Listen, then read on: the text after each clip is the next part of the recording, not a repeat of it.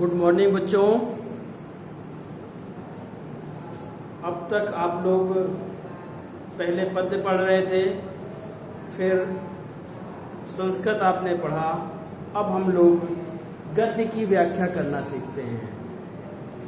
आपके पेपर में जो प्रश्न नंबर 2 होता है उसमें 2 गद्य खंड दिए रहते हैं। प्रश्न में लिखा रहता है निम्नलिखित में से किसी एक गद्य खंड के नीचे लिखे गए प्रश्न के उत्तर दीजिए। ये जो प्रश्न होता है दूसरा 6 नंबर का आता है, थोड़ा सा जान लीजिए। 6 नंबर का आता है जिसमें से 1 नंबर का आपको संदर्भ लिखना होता है,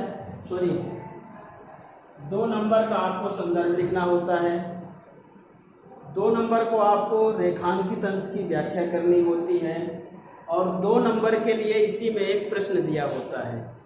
यह 3 खंडों में विभाजित 6 नंबर का प्रश्न होता है। 2 गद्य खंड दिए रहते हैं, एक का और एक खा। बच्चों ध्यान रखना है, जो आपको बेहतर तरीके से आता हो, चाहे का हो या खा हो, एक ही करेंगे, एक को छोड़ देना है। जिसे करेंगे उसी के नीचे दिए गए तीनों प्रश्नों को हल करेंगे। ये नहीं कि का के एक प्रश्न कर लिया, खा का एक प्रश्न कर लिया, नहीं, ऐसी गलती मत करिएगा। आपको एक ही उठाना है, चाहे का खंड उठाएं या खा उठाएं, ठीक है।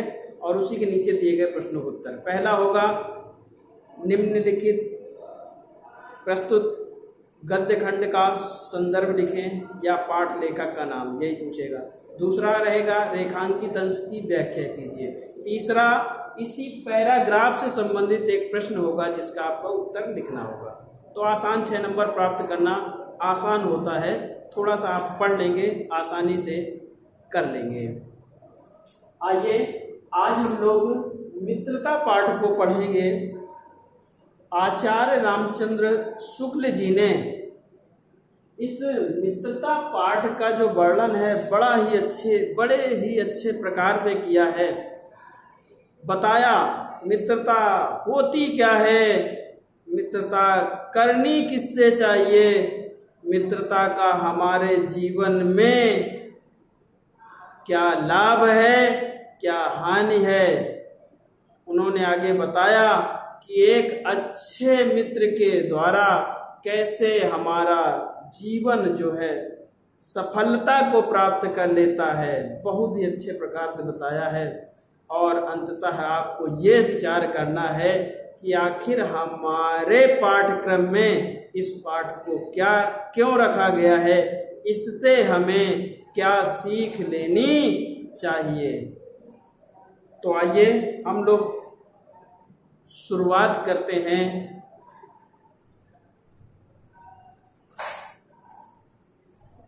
मित्रता पाठ की, जिसे लिखने वाले कौन हैं?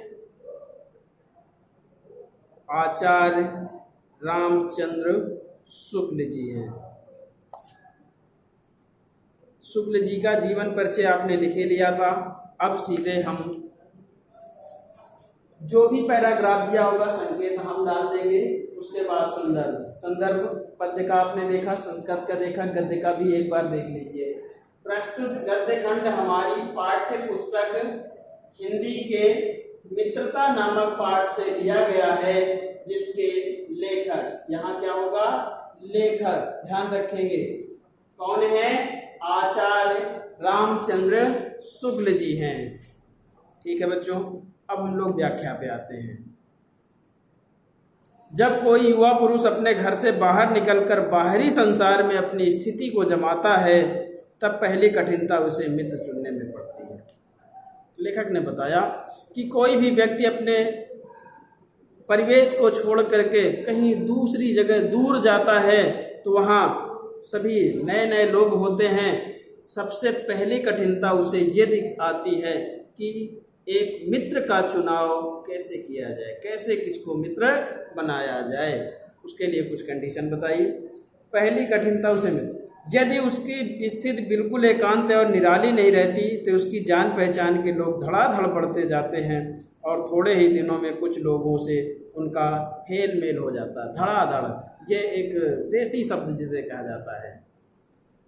तो लेखक ने कहा कि यदि कोई व्यक्ति है, जैसे आप जा रहे हैं और बाहर जा रहे हैं, तो वहाँ पहली कठिनता आपको क्या आएगी? एक मित्र का चुनाव करने में, मित्र बनाने में आपको कठिनता का आभास होगा।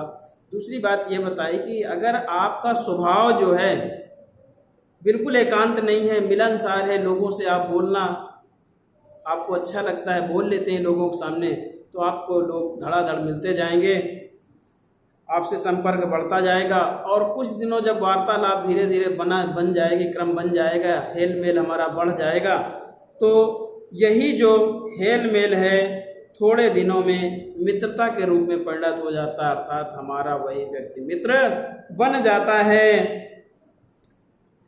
मित्रों के चुनाव की उपयुक्तता पर उसके जीवन की सफलता निर्भर हो जाती है, क्योंकि संगति का गुप्त प्रभाव हमारे आचरण पर बड़ा भारी पड़ता है। लेखक बता रहा है कि एक मित्र के चुनाव से हमारे जीवन की सफलता और असफलता निर्भर हो जाती है। कैसे हो जाती है? कैसे हो जाती है ये बताया उन्होंने कहा कि हमारी जो संगति होती है, हमारा जो साथ होता है, उसका जो गुप्त प्रभाव पड़ता है किस पर? हमारे आचरण पर बहुत भारी पड़ता है। साथ में रहते रहते हमारे आचरण में कब बदलाव आ जाते हैं हमें खुद पता नहीं चलता। इसीलिए लेखक ने कहा कि संगति का जो गुप्त प्रभाव है वो हमारे आचरण पर पड़ता है। हम लोग ऐसे समय में समाज में प्रवेश करके अपना जीवन, अपना कार्य, एक मिनट बेटा, एक गलती हो गई, हम अभी पाठ पढ़ा रहे थे दूसरा और यहाँ पर जो आपका संकेत है दूसरा पड़ गया था। अब डाल देते हम लोग, जब हुई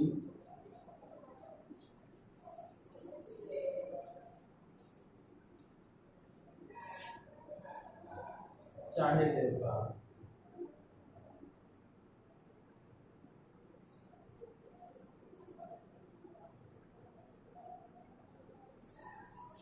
ये एक गलती हो गई थी, इसे सुधार कर लेना है थोड़ा सा। संकेत में हम 9th पढ़ा रहे थे, वो गलती से पड़ गया था। ठीक है बेटा, तो माफ़ी चाहेंगे आप लोगों से इसके लिए। अब नया हमने जो हम जिसकी व्याख्या कर रहे हैं उसका संकेत हमने डाल दिया है। ठीक, सुधार कर लीजिएगा इसे। माफ़ी आप लोगों से इस बात के लिए बेटा। आगे देखिए, आगे देखें तो उन्होंने कहा हम ऐसे समय में समाज में प्रवेश करके अपना कार्य आरंभ करते हैं जबकि हमारा चित्त कोमल और हर तरह का संस्कार ग्रहण करने योग्य रहता है। देखिए, कहता अब ये उम्र हमारी ऐसी आती जा रही है कि इस समय हमारा जो मन है बिल्कुल कोमल है, हमारा जो मन है कोमल है, बिल्कुल साफ है। अब इसमें जैसा हम चाहें वैसा रंग भर सकते हैं। उन्होंने कहा अर्थात ये इतना साफ है कि इसमें हर प्रकार के संस्कारों को भरा जा सकता है, क्योंकि पहले से अगर संस्कार भरे हो तो कोई बात नहीं, फिर तो उसमें दूसरे डाले नहीं जा सकते। लेकिन इस समय बिल्कुल खाली होता है, इसमें अच्छे और बुरे जिस प्रकार का संसार हम चाहे इसमें डाल सकते हैं। हमारे भाव अपरिमार्जित और हमारी प्रवृत्ति अपरिपक्व होती है। हमारे जो भाव होते हैं वो मंजे हुए नहीं होते, और जो हमारी प्रवृत्ति होती है, हमारी जो आदतें होती हैं वो अपरिपक्व होती हैं, पूर्ण रूप से हम परिपक्व नहीं होते हैं। आगे बताया हम लोग कच्ची मिट्टी की मूर्ति के समान रहते हैं, चाहे जो जिस रूप का चाहे करे उस रूप का करे, चाहे राक्षस बनावे या देवता। लेखक कहता है कि इस समय तक हमारा जो शरीर है वह एक जो कुम्हार मिट्टी के बर्तन बनाता है, पहले मिट्टी को तोड़ता है, कूटता है, पीसता है, फिर पानी से मिलाकर सानता है, तब तैयार करता है। अब वो कुम्हार मिट्टी तो बनकर तैयार हो गई, अब वह कुम्हार पर निर्भर करता है कि आखिर उसका जो बनाना चाहे बना दे। ठीक वैसे ही हमारा भी ये शरीर अब बन करके तैयार हो गया है, तो हमारा ये मन जो है जैसा चाहे इस शरीर को बना सकता है।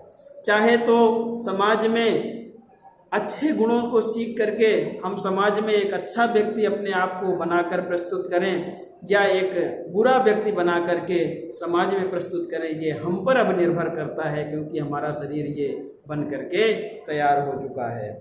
यही लेखक कहा, चाहे तो हम एक बुरा व्यक्ति अर्थात राक्षस बना करके समाज में अपने आप को प्रस्तुत करें, या फिर एक अच्छा नेक इंसान बना करके क्या करके एक अच्छा इंसान बना करके अर्थात देवता के रूप में हम समाज के सामने अपने आप को प्रस्तुत करें। ऐसे लोगों का साथ करना हमारे लिए बुरा है जो हमसे अधिक दृढ़ संकल्प के हैं, क्योंकि उनकी हर एक बात बिना विरोध के मान लेनी पड़ती है। लेखक कहता है कि आखिर कैसे लोगों को मित्र हमें बनाना चाहिए। तो पहला उदाहरण दिया उन्होंने कि ऐसे लोगों को मित्र नहीं बनाना चाहिए जो हमसे ज़्यादा दृढ़ संकल्प वाले हैं, अर्थात जो अपनी ही बात को ऊपर रखते हैं, अपनी ही बात को सर्वा रखते हैं। ऐसे लोगों को हमें अपना मित्र नहीं बनाना चाहिए। क्यों? क्योंकि उनसे कुछ सीखने को हमें नहीं मिलेगा, बिना विरोध के ही हम उनकी बात मानते चले जाते हैं।